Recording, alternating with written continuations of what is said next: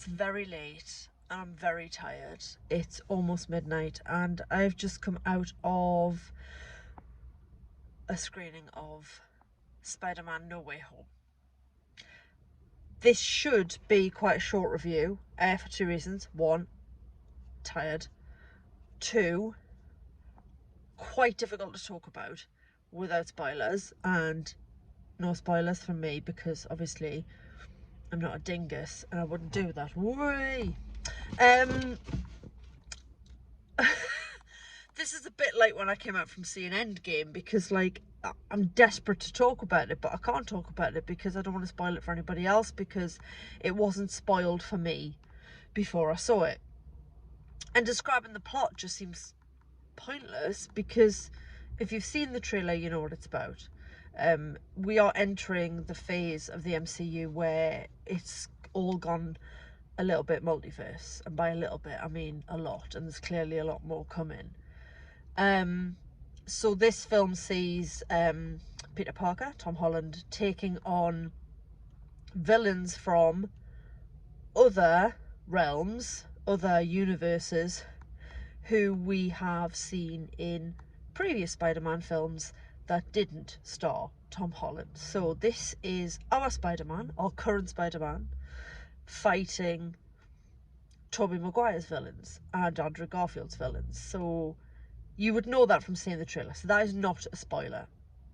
It's the idea that Spider-Man asks Doctor Strange to cast a spell to make everyone forget that he's Spider-Man, because obviously at the end of Spider-Man Far From Home, that information was revealed by Mysterio.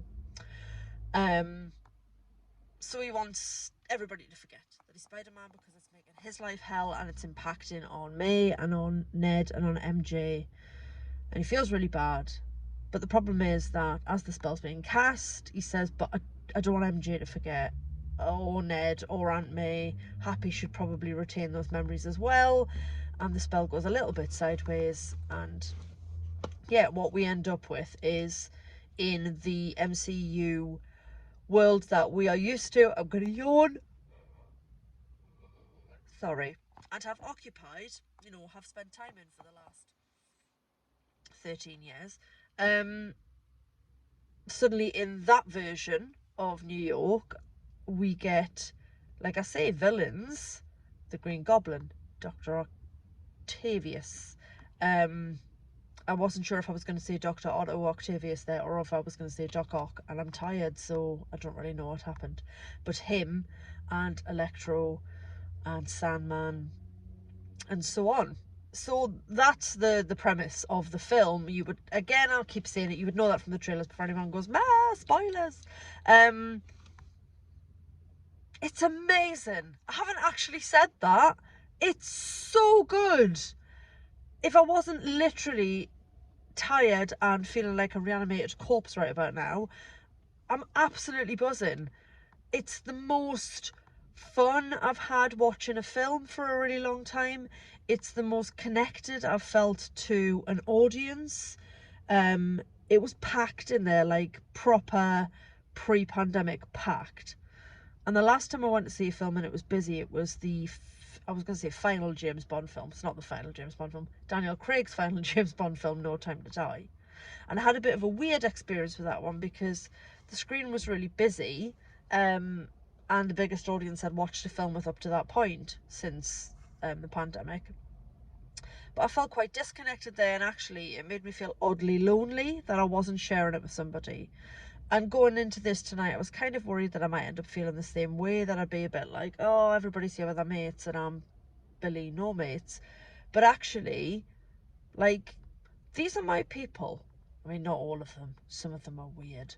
But I felt connected to the audience, because I know that if you're going to make the effort to go at 9 o'clock at night on the Wednesday, on the day the film's released, then seeing it means a lot to you, and you've thought about it and you've planned it and you've met up with your mates, and you want to be one of the first to see it. So yes, it's wall-to-wall nerds, but yeah, that's me. I'm part of that community. It's just frustrating that I can't now discuss it with anybody. I've got to wait for somebody else like me to watch it. But I loved it. I absolutely loved it. It was emotional. It was funny. The action sequences were insane. Um, Tom Holland just gets better and better, and he is, for me, the perfect Spider-Man. And I've thought that ever since he's Underoos' entrance in Civil War all those years ago. I just think he's so perfect for the role. So I love watching him be Spider-Man, and I finally allowed Marissa Tomei's Aunt May to grow on me, because I'm not a fan of her particularly as an actress, but I've kind of accepted at this point that she is Aunt May again in this universe. He doesn't get a huge amount to do, but I love Jon Favreau as Happy. They're just, it's really lovely to see this cast together again, to see them, clearly having fun.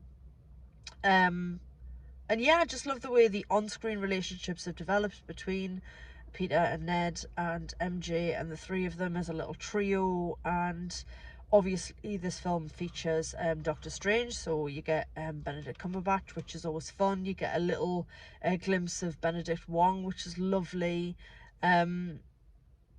It's great fun. It's so much fun, and it's bright and it's colourful, and I love the way the different MCU films all have their own sort of tones and colour palettes. The way you get the Guardians of the Galaxy, obviously because they're set in space, but they have a particular sort of feel to them. And then the Ant-Man films have a different feel, and then these films feel a particular way and are coloured in a particular way, and I just love this universe, all of them, all these multiverses, because this is something that's happened over the last 13 years that I've been there for and feel, as I say, connected to.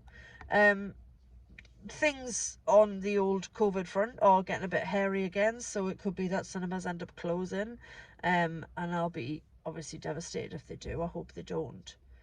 But tonight I had a really amazing experience. Some might argue it's a bit reckless to go and sit in a crowded cinema when Omicron is on the rampage, but it was where I really wanted to be tonight. I've had a rough day. I'm having a rough time generally, and I wanted to sit in a cinema screen with like-minded souls and watch a big, wonderful, glorious, funny, emotional Marvel action film, and that's exactly what I got to do.